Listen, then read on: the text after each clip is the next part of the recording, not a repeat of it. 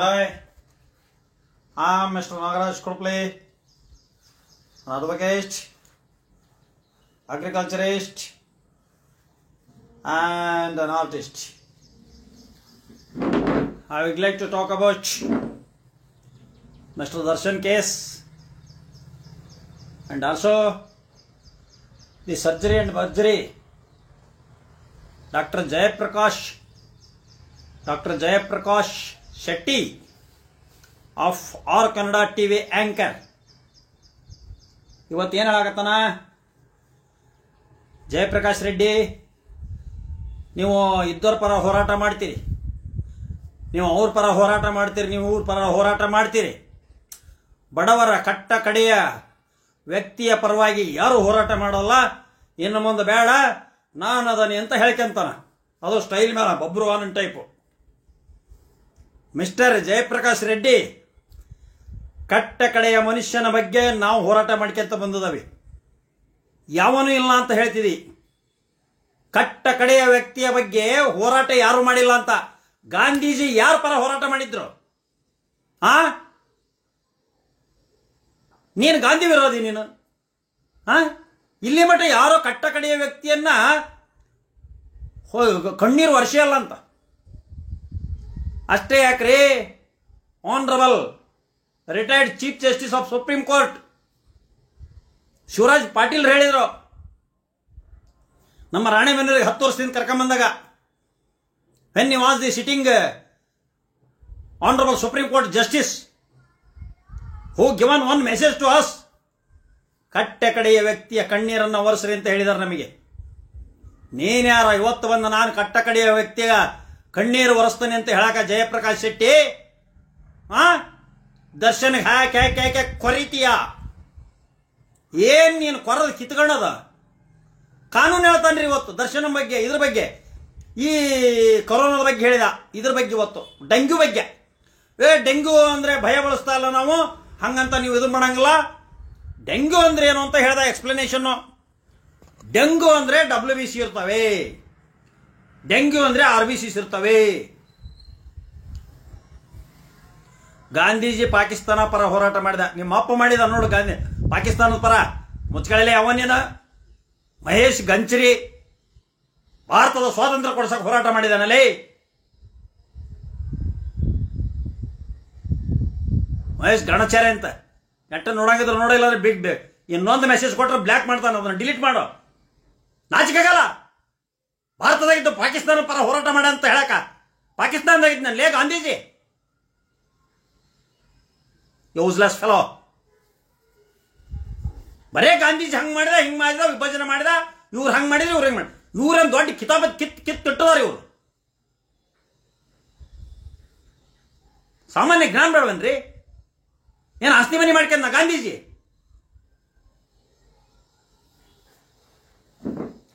ಹೋಗ್ಲಿ ನ್ಯಾಯಾಂಗದ ಯಾಕೆ ಗಾಂಧೀಜಿ ಪುಟ ಪಾಕಿಸ್ತಾನ ಪರ ಹೋರಾಟ ಮಾಡಿದ್ರ ನ್ಯಾಯಾಂಗದ ಯಾಕೆ ಇಟ್ಟದಾರ?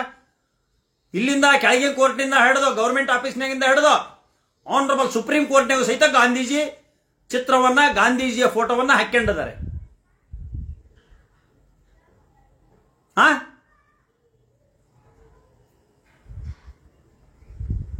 ಓಕೆ, ಹಾಯ್, ನಮಸ್ತೆ ಅಂದ್ರೆ ಎಲ್ಲರಿಗೂ ನಮಸ್ಕಾರ. ನಾನು ಈ ಕಡೆ ಗಮನ ಕೊಡಲ್ಲ, ಯಾಕಂದ್ರೆ ಕೆಲವೊಬ್ರು ನನ್ನ ಮೈಂಡ್ ಡೈವರ್ಟ್ ಮಾಡ್ತಾರ.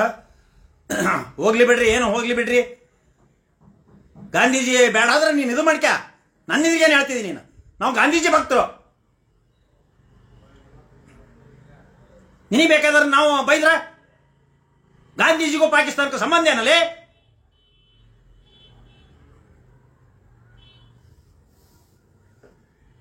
ಗಾಂಧೀಜಿ ಪಾಕಿಸ್ತಾನ ಇದ್ನ, ಅಲ್ಲಿ ಹುಟ್ಟಿದಾನ. ಮಾನ ಮರ್ಯಾದೆ ಇರ್ಬೇಕು. ಗಾಂಧೀಜಿ ಕೊಂದನು ಓಲಾಯ್ಸಾನೆ ಇವನು, ಗೂಡ್ಸೇನೆ ಪಿಂಡ ಇವನು.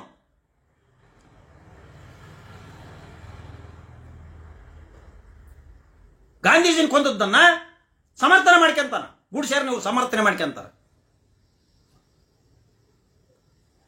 ಒಂದು ಕೊಲೆನ ಯಾವನು ಸಮರ್ಥನೆ ಮಾಡ್ಕೊಳ್ಳೋದಲ್ಲ. ದರ್ಶನ ಕೊಲೆನ ನಾವು ಸಮರ್ಥನೆ ಮಾಡ್ಕೊಂಡಲ್ಲ. ದರ್ಶನ ಹಿಂಗ್ ಇದ್ರಿ ನಿಂತು ಗುಂಡು ಹಾಕಿಲ್ಲ, ಅವನು ಕೊಲೆ ಮಾಡಿಲ್ಲ ಅಂತ ನಾವು ಹೇಳೋದು. ಕೊಲೆ ಮಾಡಿದಾನಂತ ಪ್ರೂವ್ ಆದ್ರೆ ನ್ಯಾಯಾಂಗದೊಳಗೆ ಪ್ರೂವ್ ಆತ, ಒಂದು ಗೂಡಿಸಿಂದ ಪ್ರೂವ್ ಆತು. ಅದಕ್ಕೆ ಅವ್ನು ಕೊಲೆಗಾರ, ಅವ್ನು ಟೆರರಿಸ್ಟು, ಅವ್ನು ಭಯೋತ್ಪಾದಕ, ಅವನ್ನ ಗಲ್ಲಿಗೇರಿಸಿದ್ರು ಅಂತ ಹೇಳ್ತಾವ ನಾವು. BTV ನ್ಯೂಸ್ ಅವರು ಬಕೆಟ್, ಅವರು ಒಟ್ಟು ಹುಲಿ ಹುದ್ಲ ಸಿಕ್ಕಂಡಾಗ ನರಿ ಹೋಗಿ ಏನೋ ರೇಪ್ ಮಾಡಕ್ ಹೋಗಿತ್ತಂತ. ಎಲ್ಲರೂ ಅವರೇ.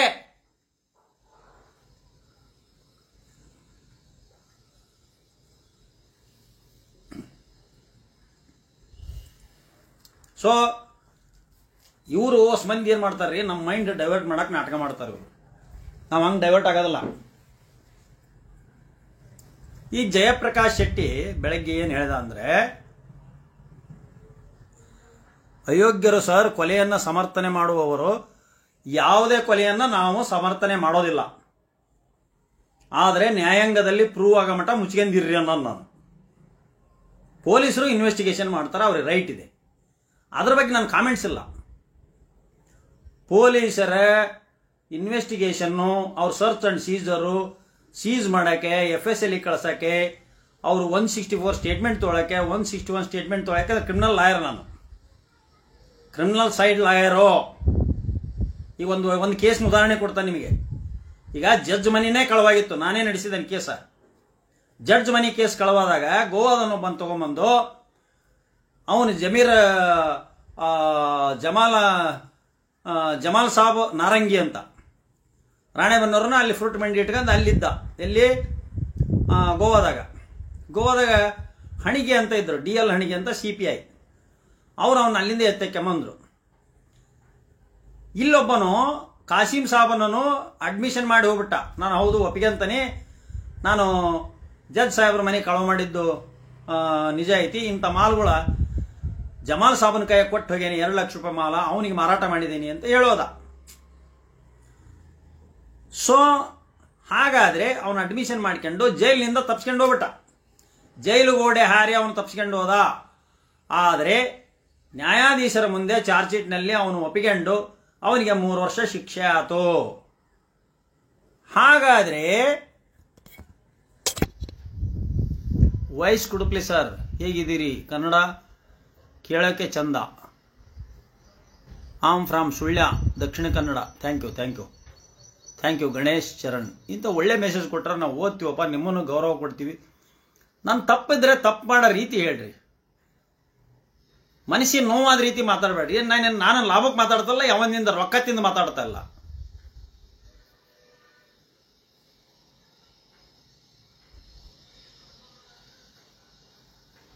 ಭಾಗ್ಯರಾಜು, ಮಾಧ್ಯಮ ಅನ್ನುವ ಈ ಲೋಕದಲ್ಲಿ ಒಬ್ಬ ಮನುಷ್ಯನನ್ನು ಯಾವ ರೀತಿಯಾಗಿ ವ್ಯಕ್ತಿತ್ವದ ಮೇಲೆ ವೈಯಕ್ತಿಕ ಟೀಕೆ ಮಾಡಿರುವುದು ಅಂದರೆ ಅದು ನಮ್ಮ ಕರ್ನಾಟಕದಲ್ಲಿ ದರ್ಶನ್ ಬಗ್ಗೆ ಅಲ್ರಿ. ನಿಮ್ಮ ಮಾತು ಸರಿ ಇದೆ. ನಿಮ್ಮ ಮನೆಗೆ ಯಾರಿಗಾರ ಹಿಂಗಾದಾಗ ನಿಮ್ಮೆಲ್ಲರನ್ನು ತಗೊಂಡು ಟೀಕೆ ಮಾಡಿದ್ರ ಅವ್ರಿಗೇನು ಮ್ಯಾಂಡೇಟ್ ಇದೆ? ಮೀಡಿಯಾದವ್ರಿಗೆ ಏನಿದೆ? ವೈಯಕ್ತಿಕವಾದ ಅವ್ರ ಮಂತನ ಸುದ್ದಿ ಮಾತಾಡಕ್ಕೆ ಏನಿದೆ? ಅಫೆನ್ಸ್ ಏನಾಗಿದೆ ಪೊಲೀಸ್ ಬಗ್ಗೆ? ಈಗ ಅದಕ್ಕೆ ಬರ್ತಾನೆ. ಈಗ ಜಯಪ್ರಕಾಶ್ ಶೆಟ್ಟಿ ಬಗ್ಗೆ ಮಾತಾಡ್ತಾನೆ ಈಗ ನಾನು. ಓಕೆ, ನಂದೊಂದು ಕೇಸ್ ಆಗಿತ್ತಲ್ಲ, ಅದು ಮುಗಿಸ್ತಾನೆ. ಜಡ್ಜ್ ಮನಿ ಕಳವಾಗಿದೆ ಅಂತ ಒಬ್ಬ ವಕೀಲರು ಬೇಲ್ ಹಾಕಿದ್ದಾರೆ. ನನಗಿಂತ ಮುಂಚೆ ಒಬ್ಬರು ಬೇಲ್ ಹಾಕಿದ್ದಾರೆ. ಬೇಲ್ ಹಾಕಿದ ಮೇಲೆ 2ನೇ ಆರೋಪಿಗೆ ಜಮಾಲ್ ಸಾಬ್ ನನಗೆ ಈ ಜಾಮೀನು ಹಾಕಿದ್ರು. ಹಾಕಿದ ಕೂಡಲೇ ಏನಾಗಿದೆ, ಅದು ಜಡ್ಜ್ ಮನಿ ಕಳವಾಗಿದೆ ಅಂತ ಆಮೇಲೆ ಗೊತ್ತಾಗಿದೆ ಮಾರನೇ ದಿವಸ. ಆಮೇಲೆ 1ನೇ ಆರೋಪಿ ಒಪ್ಕೊಂಡು ಹೋಗಿದ್ದಾನೆ, ಅವನಿಗೆ ಶಿಕ್ಷೆ ಆಗಿದೆ ಅಂತಂದು ಗೊತ್ತಾಗಿದೆ. ಆ ಲಾಯರ್ ಯಾರ ಹೆಸರು ಹೇಳೋದು ಬೇಡ, ಅವರು ಯಾಕಂದ್ರೆ ಅದರಿಂದ ವಲ್ಯ ನಾ ಈ ಕೇಸ್ ವಲ್ಯ ತಗೊಳ್ಳೋದಲ್ಲ ಅಂತ ಸರ್ಕಂದ್ರು ಅವರು. ಸಿಟ್ಟಿಗೆ ಬರಬೇಡೋಕಿಲ್ರಿ ಅಂದ್ರೆ, ಅಲ್ರಿ ಗಾಂಧೀಜಿ ಪಾಕಿಸ್ತಾನಕ್ಕೆ ಸಹಾಯ ಮಾಡ್ಯಾನ, ಅದಕ್ಕೋಸ್ಕರ ಹೋರಾಟ ಮಾಡ್ಯಾನ ಅಂತ ಸಿಟ್ಟು ಬರೋದಲ್ಲ. ನಮ್ಮ ದೇಶದ ಸ್ವಾತಂತ್ರ್ಯ ಹೋರಾಟಗಾರ ಗಾಂಧೀಜಿ, ಇದನ್ನ ಯಾವನಲ್ಲ ಅಂತ ನನ್ಲಿ. ಪಾಕಿಸ್ತಾನಕ್ಕೆ ಹೋರಾಟ ಮಾಡ್ಯಾನ ಅಂತಂದ್ರೆ ಸಿಟ್ಟು ಬರೋದಲ್ಲ. ಖಾದ್ರಿ ಅವರೇ, ಈಗ ನಿಮಗೆ ನೀವು ಪಾಕಿಸ್ತಾನಕ್ಕೆ ಹೋಗ್ರಿ ಅಂತ ಸಿಟ್ಟು ಬರ್ತದಲ್ಲ ನಿಮಗೆ? Were an Indian. S A Khadri, ನೀವು ಭಾರತದ ಹುಟ್ಟಿದಿರಿ, ಇಲ್ಲದಿರಿ. ನಾನು ಭಾರತದ ಹುಟ್ಟಿದೀನಿ, ಭಾರತದ ತನುಜಾತ್ ನಾವೆಲ್ಲರೂ. 140 crore peoples belongs to the India. ಅದ್ರಾಗ ಟೆರರಿಸ್ಟು ತಪ್ಪು ಮಾಡಿದರು ಅವರೆಲ್ಲರೂ ಜೈಲಿಗೆ ಹೋಗ್ತಾರೆ. ಆ ಮಾತು ಬೇರೆ, ಅದು ಕಾನೂನು ಇದೆ. ಯಾವ ಧರ್ಮದಾಗಿರಲಿ, ಯಾವ ಜಾತಿಗಾರ ಕೊಲೆ ಸುಲಿಗೆ ಮಾಡಿದ ಯಾವನಾರಲ್ಲಿ ಹೋಗಲಿ, ಜೈಲಿಗಾಗಲಿ, ಕೋರ್ಟ್ನ ಪ್ರೂವ್ ಆಗೋ ಮಟ್ಟ ಅವನನ್ನು ನಾವು ಏನೇನಾರ ಮಾತಾಡೋದು ಬೇಡ. ಕೋರ್ಟ್ನ ಪ್ರೂವ್ ಆಗಲಿ, ದರ್ಶನಂದು ಪ್ರೂವ್ ಆಗಲಿ, ಗಲ್ಲು ಶಿಕ್ಷೆ ಆಗಲಿ, ಅದನ್ನು ಪ್ರೂವ್ ಮಾಡೋದು ಯಾರು? ಪೊಲೀಸರು, ಸರ್ಕಾರ ಮತ್ತು ಪ್ರಾಸಿಕ್ಯೂಷನ್.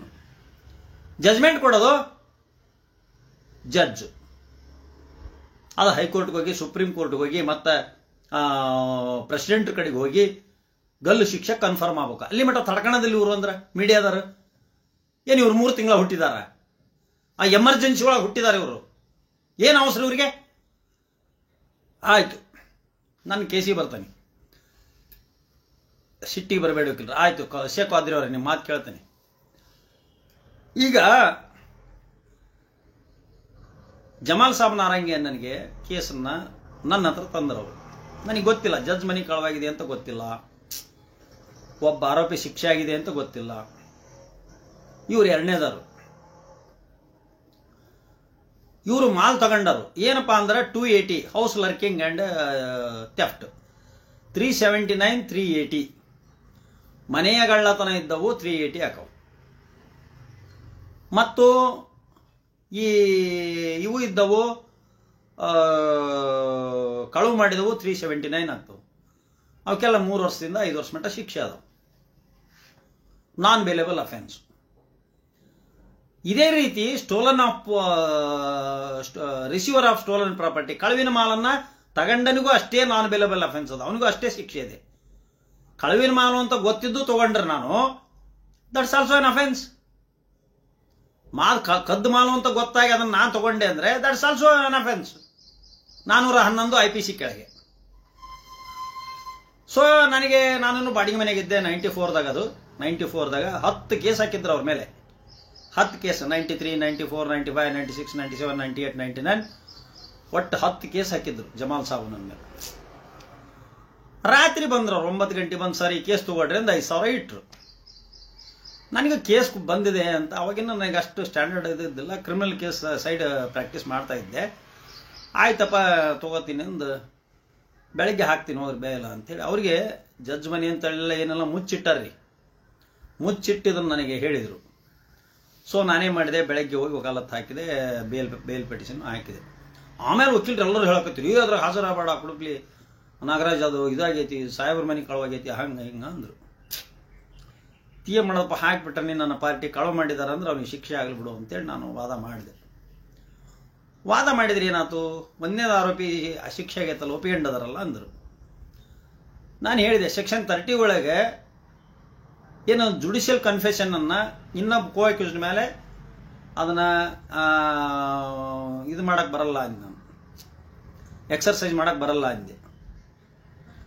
ಆ ಸ್ಟೇಟ್ಮೆಂಟ್ನೂ ಎಕ್ಸರ್ಸೈಸ್ ಮಾಡಕ್ಕೆ ಬರಲ್ಲ. The prosecution shall prove the case beyond all reasonable doubt whether he received the stolen property ಅಂತ ಪ್ರೂವ್ ಮಾಡ್ರಿ ಅಂತ ಹೇಳಿದೆ. ಅವಾಗ ಇವನ್ ಮನೆಯಾಗ ಅದವು, ಇವನ್ ಹತ್ರ ಸೀಸ್ ಮಾಡಿದಾರ, ಯಾವ ಮನಿನೋ ಏನೋ ಒಂದ ಪ್ರಶ್ನೆ ಕೇಳಿದೆ. ಇವಾಗ ಯಾರ ಮನೆ ಸೀಸ್ ಮಾಡಿದ್ರಿ ನೀವು?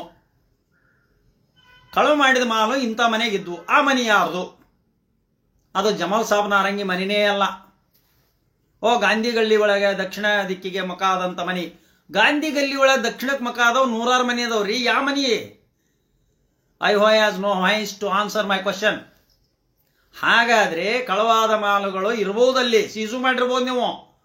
ಅದು ಆ ಸ್ಥಳ ನಮ್ಮ ಆರೋಪಿ ಸಂಬಂಧಪಟ್ಟದ್ದಲ್ಲ, ಅದು ನಮ್ಮ ಮನಿನೂ ಅಲ್ಲ. ಆ ಮಾಲ್ ನನಗೆ ಸಂಬಂಧಪಟ್ಟವಲ್ಲ, ನಾ ತಗೊಂಡು ಇಲ್ಲ ಅಂತ ನನ್ನ ಪರ ವಾದ ಮಾಡಿದೆ. ಜಡ್ಜಸ್ ಅಕ್ವಿಟ್ ಮಾಡಿದ್ರು ಅವನ್ನ. ಹಾಗೆ ಒಬ್ಬ ಕೋ ಅಕ್ಯೂಸ್ಡು ನಾನು ಇವನಿಗೆ ಮಾರಿ ಹೋಗಿದ್ದೀನಿ. ಈಗ ದರ್ಶನನ್ ಕೇಸ್ ಹೆಂಗಕತಿ ಅಂದ್ರ, ಈಗ 2-3 ಸ್ಟೇಟ್ಮೆಂಟ್ ಕೊಡ್ತಾರೆ. 164 ಸ್ಟೇಟ್ಮೆಂಟ್, 164 ಸ್ಟೇಟ್ಮೆಂಟ್ ಅಲ್ಲ.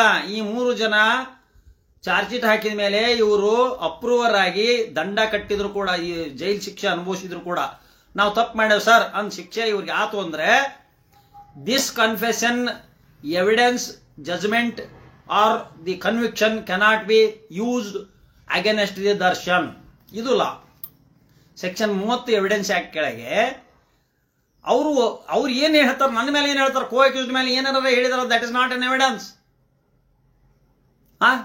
ಅವ್ನು ಏನೇನಾರ ಹೇಳ್ತಾನಂದ್ರ, ಅವನಿದ್ದ ಇವನಿದ್ದ, ಕಲ್ಲಪ್ಪಿದ್ದ ಮಲ್ಲಪ್ಪಿದ್ದ, ದರ್ಶನ ಹೇಳಿದ್ರು ನಮ್ಗೆ ಇಷ್ಟು ರೊಕ್ಕ ಕೊಟ್ರು. Where is the evidence? Darshan ದುಡ್ಡು ಕೊಟ್ಟ ಅನ್ನೋದಕ್ಕೆ ಏನು ಎವಿಡೆನ್ಸ್ ಇದೆ? ದರ್ಶನ್ ಹೋಗಿ ಹೊಡೆದ ಅನ್ನೋದಕ್ಕೆ ಎಲ್ಲಿದೆ ಎವಿಡೆನ್ಸ್? ಹೌದಾ? ಈಗ ಇವ ಏನ್ ಹೇಳಕತ್ತಾನ, ಜಯಪ್ರಕಾಶ್ ಶೆಟ್ಟಿ ಬೆಳಗ್ಗೆ ಹೇಳಿದ ಈ ಡೆಂಗಿ ಅಂದ್ರೆ ಏನು ಅಂತ. WBC ಬಿಳಿ ರಕ್ತ ಕಣ ಕಡಿಮೆ ಆಕವು ಅಂತ ಹೇಳಿದ. 2,500 ಇರ್ತಾವಂತ ಬಿಳಿ ರಕ್ತ ಕಣ. ಬಜರಯ್ಯ, ನಾರ್ಮಲ್ ರೇಂಜು 5 to 11,000 WBC. ಕೇಳ ನನ್ನ, ಹೋಗಿ ಫಿಸಿಷಿಯನ್ ಡಾಕ್ಟರ್ ಕೇಳಿ ನಾನು, ಸುಳ್ಳಾದ್ರೆ. ಮೋರ್ ದೆನ್ 11,000 ಜಾಸ್ತಿ ಆಯ್ತು ಅಂದ್ರೆ it is the significant of infection ಅಂತ. ಬಿಲೋ 5 to 4,000 ಬಂದು ಅಂದ್ರೆ WBC ಡೆಡ್ ಹಾಕತ್ತವು ಅಂತ ಅರ್ಥ. ಅಥವಾ ಬೋನ್ ಮ್ಯಾರೋ ಸೆಲ್ಸ್ ಅನ್ನ ಉತ್ಪತ್ತಿ ಮಾಡ್ತಾ ಇಲ್ಲ ಅಂತ ಅರ್ಥ. RBC ರೆಡ್ ಬ್ಲಡ್ ಸೆಲ್ಸ್ ಕೆಲಸ ಏನು ಗೊತ್ತಾ? Carrier of the oxygen. ನಮ್ಮ ಬಾಡಿಗೆ ಕೆಂಪು ರಕ್ತ ಕಣಗಳು ಆಮ್ಲಜನಕವನ್ನ ಪುಪ್ಪಸದಿಂದ ತಗೊಂಡೋಗಿ ಇಡೀ ದೇಹದ ಮೆದುಳು ಎಲ್ಲ ಕಡೆಗೆ ಆಮ್ಲಜನಕವನ್ನ ಸಪ್ಲೈ ಮಾಡ್ತಿದೆ. ಬ್ರೈನ್ಗೆ ಆಕ್ಸಿಜನ್ ಸಪ್ಲೈ ಆಗಲಿಲ್ಲ ಅಂದ್ರೆ ನಾಲಿಗೆ ರೆಡ್ ಇರಲ್ಲ, ಬ್ಲೂ ಆಕತಿ. ಡಾಕ್ಟರ್ ಅದಕ್ಕೆ ಹಿಂಗೆ ನೋಡೋದು.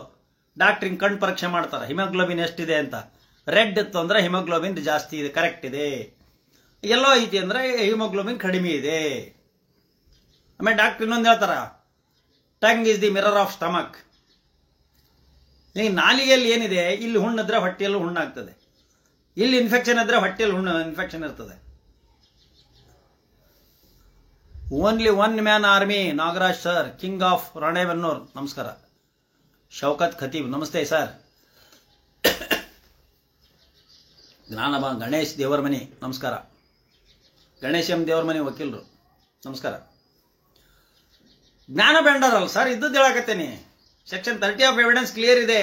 ಕೋರ್ಟ್ನೊಳಗೆ ಈ ಎವಿಡೆನ್ಸ್ ಅಲ್ಲ, ಕೋ ಜಜ್ಮೆಂಟ್ಸ್ ಅನ್ನ, ಕೋ ಅಕ್ಯೂಸ್ ಹೇಳಿದ್ದನ್ನ ನಂಬೋದಲ್ಲ ಅವರು.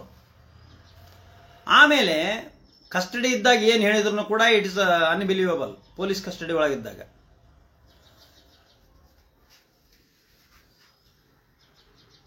ನೀವು ಮಾತನಾಡುವಂತೆ ಶೈಲಿ, ನೀವು ಮಾತನಾಡುವ ದಿನಗಳು ಹೆಚ್ಚಾಗಿ.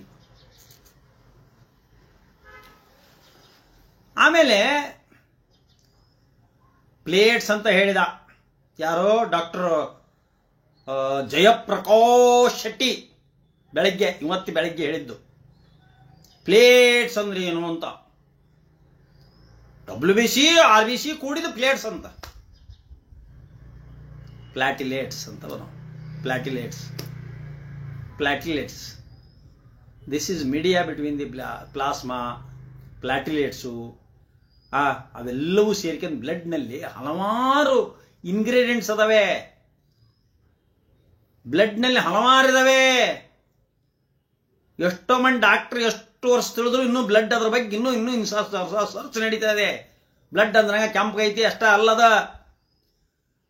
RBC ಇದೆ, ಶುಗರ್ ಇರ್ತದೆ, ಬ್ಲಡ್ನಲ್ಲಿ ಶುಗರ್ ಚೆಕ್ ಮಾಡ್ತಾರೆ, ಇನ್ಫೆಕ್ಷನ್ ರೇಟ್ ಚೆಕ್ ಮಾಡ್ತಾರೆ, ಮೋನೋಸೈಟ್ಸ್, ಬಾಸೋಫಿಲ್ಸ್, ಇಸಿನೋಫಿಲ್ಸ್.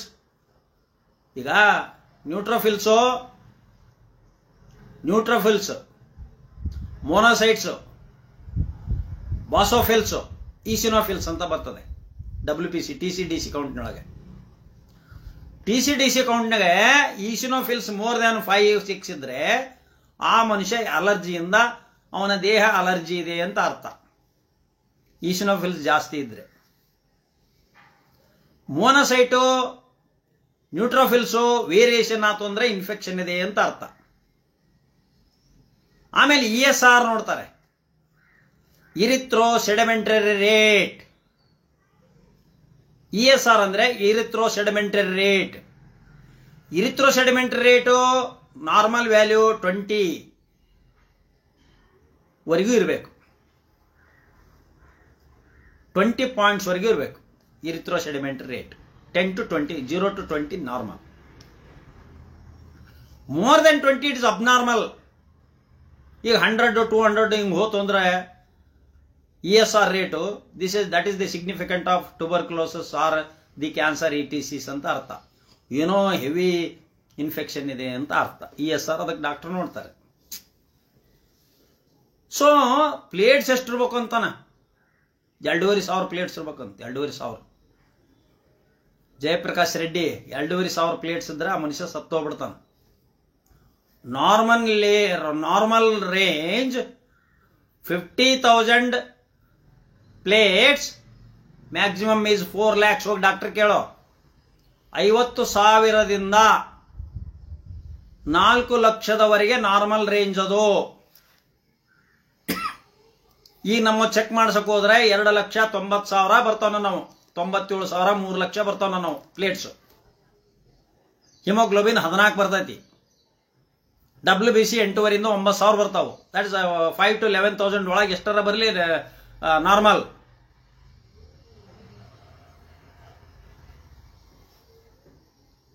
ಸೊ ಹಾಗಾದ್ರೆ ಏನು ಗೊತ್ತಿಲ್ಲ, ಯಾಕಪ್ಪ ಎಲ್ಲದ್ರ ಮೂಗು ತೋರ್ಸಕ್ ಹೋಗಿದಿ ಜಯಪ್ರಕಾಶ್ ಶೆಟ್ಟಿ? ಏನೋ ಸಾಮಾನ್ಯ ಜನರು ಏನಾರ ತಿಳ್ಕೊಂತಾರ ಅಂದ್ರೆ ಏನಂಗ ಕೆಲವೊಂದು ಅಧಿಕಾರಿಗಳು ಹೋಗಿ ಹೆದರ್ಸ್ತಿದಿ, ಕಟ್ಟ ಕಡೆ ಜನರ ಕಣ್ಣೀರು ಒರೆಸ್ತಾನ ನಾನು ಅಂತ. ಯಾರು ಕಣ್ಣೀರು ಒರೆಸ್ತೀಯಪ್ಪ ನೀನು? ಯಾರು ಕಣ್ಣೀರು ಒರೆಸ್ತಿದಿ ನೀನು? ನನ್ನ ಹತ್ರ ಬಾ, ಜಗ್ ಜನ ಅದ್ರ ತೋರಿಸ್ತಾನೆ. ಓಡೋಗ್ಬಿಡ್ತೀಯ ನೀನು, ಓಡೇ ಹೋಗ್ಬಿಡ್ತೀಯ. ಯಾತಕ್ಕೆ ಮಾತಾಡ್ತೀರಿ? ಆಯ್ತಪ್ಪ, ದರ್ಶನ್ ಅಳಿಯನ್ನ ಪವಿತ್ರ ಗೌಡನ್ ತಮ್ಮನ್ನ ಯಾಕೆ ಕರಿತೀರಿ ಕುಂಟಬಿಲ್ಲಿ ಆಡಕ? ಶೆಡ್ಡಿಗೆ ಹೋಗಂಬ, ಕುಂಟಬಿಲ್ಲಿ ಆಡಂಬ. ಏನ್ರಿ ಅದು? ಸಣ್ಣ ಹುಡುಗ್ರು ಮುಟ್ಟಾಟ ಆಟ ಅದ? ಹಾ, ಅದು ಘನತೆನ ಅದು. ಇನ್ನು ಈಗ 2 ವರ್ಷ ಆಗೈತೆ ನಿಮ್ಮ ಚಾನಲ್ ಚಲವಾಗಿ. ಬಂದ್ ಮಾಡಿಸ್ತಾನೆ ಚಾನಲ್. ಈಗ ನಂದು ಕ್ಯಾನ್ಸಲ್ ಮಾಡಿಸ್ತಾನೆ ನಾನು. ನಾವ್ಯಾಕೆ ಕೊಡ್ಬೇಕು ನಿಮಗೆ? ತಿಂಗಳ 25-30 ರೂಪಾಯಿ ನಿಮಗೆ ಕೊಟ್ಟು ಹೆಡ್ಸ್ಕೊಳಕೈತೆ ಚಾನಲ್ ನಮಗೆ.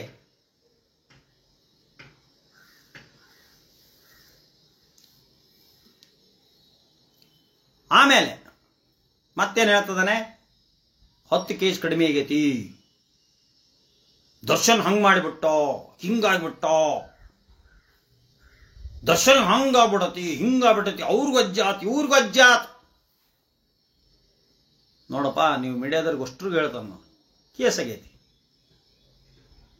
ಆಗೈತಿ ಅಷ್ಟೇ. ಇನ್ನು ಯಾವ ವಕೀಲರು ಬೇಲ್ ಹಾಕಕ್ಕೆ ಹೋಗಿಲ್ಲ. ಯಾಕೆ ಬೇಲ್ ಹಾಕಿಲ್ಲ ಅಂದ್ರೆ ಚಾರ್ಜ್ ಶೀಟ್ನೊಳಗೆ ಏನೇನು ಚಾರ್ಜಸ್ಸು ಅವ್ರ ಮೇಲೆ ಬರ್ತಾವಂತ ನೋಡಿ ಚಾರ್ಜ್ ಹಾಕ್ತಾರೆ. ಇದು till filing of the charge sheet 14 days remand ಮಾಡಲಿಕ್ಕೆ ಮ್ಯಾಜಿಸ್ಟ್ರೇಟ್ ಅವರಿಗೆ, JMFC ಕೋರ್ಟ್ಗೆ ಅಷ್ಟೇ ಅಧಿಕಾರ ವ್ಯಾಪ್ತಿ ಇರೋದು. ಕಾನೂನು ಅಧಿಕಾರ ವ್ಯಾಪ್ತಿ ಇರೋದೇ ಅಷ್ಟು. 4ನೇ ತಾರೀಕಿಗೆ ರಿಲೀಸ್ ಹಾಕಾರ, 4ನೇ ತಾರೀಕು ರಿಲೀಸ್ ಹಾಕಾರ. ಅಲ್ರಿ 4ನೇ ತಾರೀಕು ಹಾಜರು ಮಾಡೋಕ್ಕೆ ಎಕ್ಸ್ಟೆಂಟೇಷನ್ ತಗೊಳಕ್ಕೆ ಇದೆ. ಕರ್ಕೊಂಬಂದ್ರೆ ಕರ್ಕೊಂಡು ಹೋಗಕ್ಕೆ ಟ್ರಾಫಿಕ್ ಅದು ಪ್ರಾಬ್ಲಮ್ ಆಗುತ್ತೆ ಅಂತೇಳಿ ವಿಡಿಯೋ ಕಾನ್ಫರೆನ್ಸ್ನಾಗೆ ಅಟೆಂಡೆನ್ಸ್ ತೊಗೊಂಡಾರೆ. JMFC ಅವರು date ಕೊಟ್ಟಾರೆ.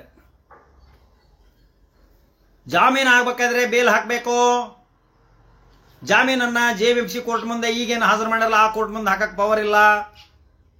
These offences are exclusively triable by the district cadre court, district and sessions court, jurisdictional ಕೋರ್ಟ್ನಿಂದ ಮಾತ್ರ ಜಾಮೀನು ಹಾಕ್ಲಿಕ್ಕೆ ಅಧಿಕಾರ ಇದೆ.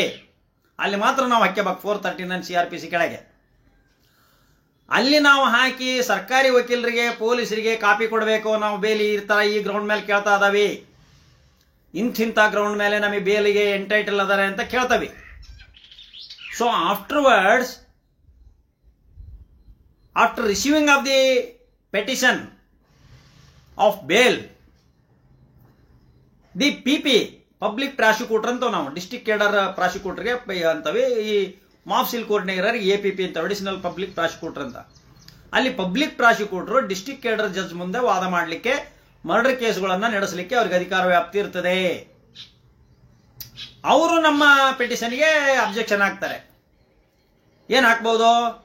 ಇವ್ರು ಊರು ಬಿಟ್ಟು ಓಡಾಗ್ತಾರೆ, ತಲೆ ಮರೆಸ್ಕೊಂತಾರೆ, ಪ್ರಭಾವಿ ವ್ಯಕ್ತಿ ಅದರೆ, ಸಾಕ್ಷಿದಾರರನ್ನ ಹೆದರ್ಸ್ಬೋದು, ಇನ್ನೂ ಬೇಕಾ ಸಾಕ್ಷಿಯನ್ನು ನಾಶ ಮಾಡಬಹುದು.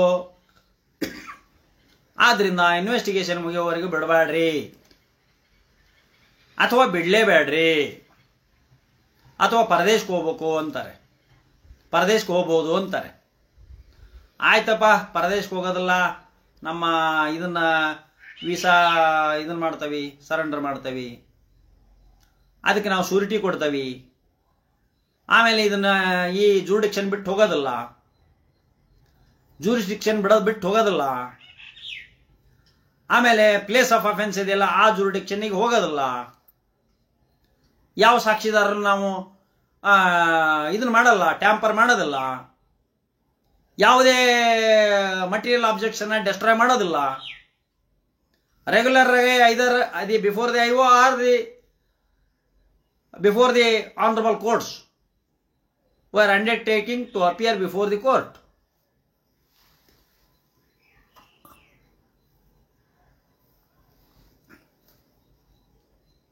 ಆದ್ರಿಂದ ಈ ಬೇಲ್ ಹಾಕಿದ ಮೇಲೆ ಹಲವಾರು ಮಾನ್ಯ ಹೈಕೋರ್ಟ್ಸು, ಮಾನ್ಯ ಸುಪ್ರೀಂ ಕೋರ್ಟ್ಗಳನ್ನ ಕಾನೂನುಗಳ ವಿಶ್ಲೇಷಣೆಯನ್ನು ಮಾಡ್ತೀವಿ. ಈ ವಿಶ್ಲೇಷಣೆ ಆದಮೇಲೆ ಸರ್ಕಾರಿ ಪ್ರಾಸಿಕ್ಯೂಟರ್ ಅವರು ವಾದ ಮಾಡ್ತಾರೆ, ಬಿಡಬೇಡ್ರಿ ಅಂತ ಅವರು ವಾದ ಮಾಡ್ತಾರೆ. ಇಬ್ಬರ ವಾದವನ್ನು ಕೇಳಿದಂಥ ನ್ಯಾಯಾಲಯ ಎವಿಡೆನ್ಸಿನ ಆಧಾರದ ಮೇಲೆ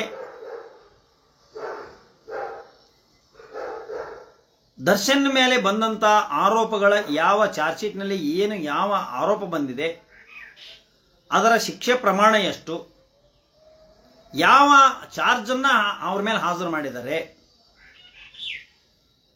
ಹಲವಾರು ಸೆಕ್ಷನ್ಗಳು ಬರ್ತವೆ. ಇದರ 324 ಬರ್ತದೆ, ಕಿಡ್ನಾಪ್ ಬರ್ತದೆ, ಅಸಾಲ್ಟ್ ಬರ್ತದೆ, 506 ಬರ್ತದೆ, ಅಬ್ಯೂಸಲ್ ಬರ್ತದೆ, 504 ಬರ್ತದೆ, ಕಲ್ಪಬಲ್ ಹೊಮಿಸೈಡ್ ಬರ್ತದೆ.